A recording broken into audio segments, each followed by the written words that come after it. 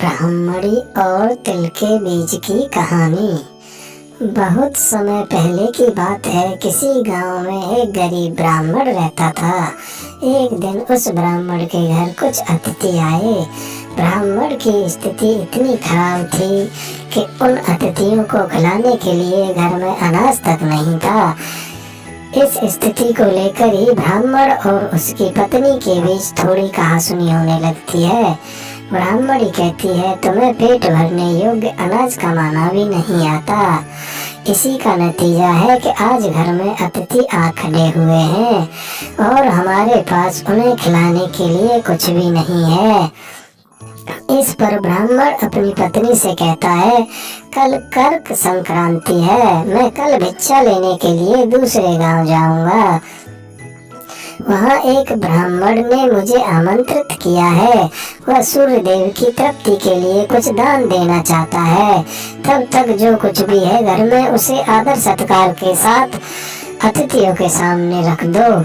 ब्राह्मण की यह बात सुनकर ब्राह्मणी कहती है, तेरी पत्नी होकर मैंने कभी सुख नहीं भोगा, न कभी खाने की मेवा मिष्ठान मिला, न ही ढंग के वस्त्र और आभूषण।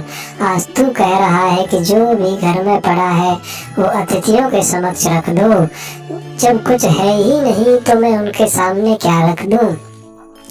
पड़े हैं तो बस एक मुट्ठी तिल, तो क्या अतिथियों के सामने सूखे तिल रखना अच्छा लगेगा? पत्नी की यह बात सुनकर ब्राह्मण कहता है, ब्राह्मणी तुम्हें ऐसा बिल्कुल भी नहीं कहना चाहिए। कारण यह है कि इच्छा के अनुसार किसी भी मनुष्य को धन की प्राप्ति नहीं होती है।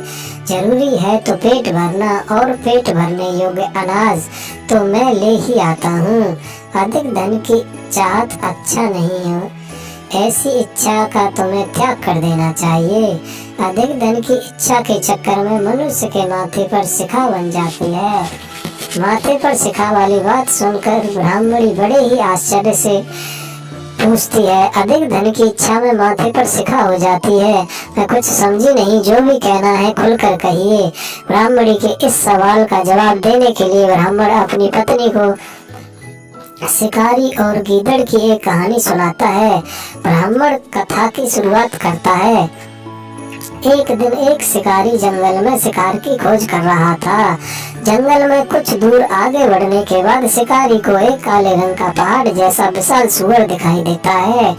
सूअर को देखते ही शिकारी अपना धनुष उठा लेता है और कमान खींचते हुए सूअर पर निशाना लगा देता है। कमान से निकला हुआ तीर तीव्र गति से सूअर को घायल कर देता है। घायल होने पर सूअर चिंघाड़ता हुआ शिकारी पर पलटवार कर देता है।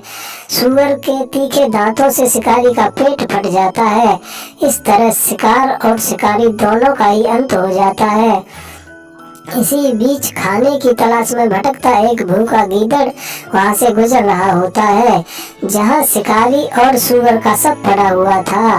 बिना मेहनत इतना सारा भोजन देख गीदड़ मन ही मन बहुत खुश होता है और मन ही मन सोचता है कि आज तो ईश्वर की बड़ी कृपा हुआ, जो इतना अच्छा और अधिक भोजन एक साथ मुझे मिला है।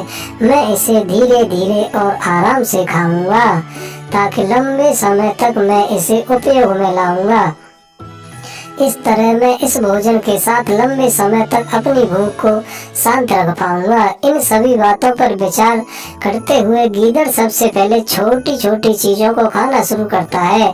तभी उसे शिकार के मृत शरीर के पास धनुष पड़ा दिखता है। गीदड़ के मन में पहले उसे ही खाने का विचार आता है और वह धनुष पर चढ़ी डोर को चबाने लगता है। गीदड़ के चबाने से धनुष पर चढ़ी डोर टूट जाती है और डोर के टूटने से धनुष का एक सिरा वेग के साथ गीदड़ के माथे को भेदता हुआ ऊपर निकल आता है। गीदड़ के माथे को भेद कर धनुष का जो सिरा गीदड़ के सिर पर निकल आता है, वह ऐसा प्रतीत होता है मानो गीदड़ के माथे पर शिखा निकल आई हो। घायल होने के कारण कुछ देर बाद गीदड़ की भी मौत हो जाती है। इतना कहते हुए ब्राह्मण कहता है, ब्राह्मणी इसलिए मैं कहता हूँ, जरूरत से अधिक लोभ से माथे पर शिखा आ जाती है। यह कथा सुनने के बाद ब्राह्मणी कहती है, ठीक है, अगर ऐसी ही बात है तो घर में जो मुट्ठी भर तिल पड़े हैं उन्हीं को मैं अतिथियों को खिला देती हूँ। ब्राह्मणी की यह बात सुनकर ब्राह्मण संतुष्ट होता है और भिक्षा मांगने के लिए घर से बाहर निकल जाता है। वहीं ब्राह्मणी भी घर में पड़े तिल को धूप में सुखाने के लिए रख देती है। तभी कहीं से एक कुत्ता आ जाता है और उन साफ तिलों पर पेशाब कर देता है, जिससे सभी तिल खराब हो जाते हैं।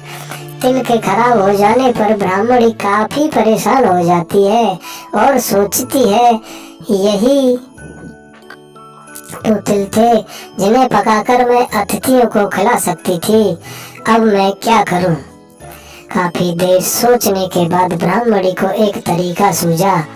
उसने सोचा कि अगर वह गंदे तिलों के बदले साफ तिल देने की बात कहेगी तो कोई भी आसानी से मान जाएगा। साथ ही किसी को भी इन तिलों के खराब होने की बात पता नहीं चलेगी। इस विचार के साथ वह उन तिलों को लेकर घर घर घूमने लगी। ब्राह्मणी की यह बात सुनकर एक महिला वह तिल लेने के लिए तैयार हो गई, लेकिन उस महिला का पुत्र अर्थशास्त्र पढ़ा हुआ था। उसने अपनी माँ से कहा कि इन तिलों में जरूर कोई न कोई खोट होगी, वरना कौन साफ सुथरे तिलों को गंदे तिलों के बदले देने के लिए तैयार होगा। पुत्र की यह बात सुनकर महिला ने ब्राह्मणी के तिलों को लेने से मना कर दिया। कहानी से सीख। हमारे पास जो भी होता है हमें उसी में सुखी रहना चाहिए। किसी के पास ज्यादा चीज देखकर दुखी नहीं होना चाहिए। अगर हमारी वीडियो आपको अच्छी लगी हो तो वीडियो को लाइक करें और चैनल को सब्सक्राइब करना ना भूलें। ऐसी कहानी सुनने के लिए हमारी अगली वीडियो का इंतज़ार करें।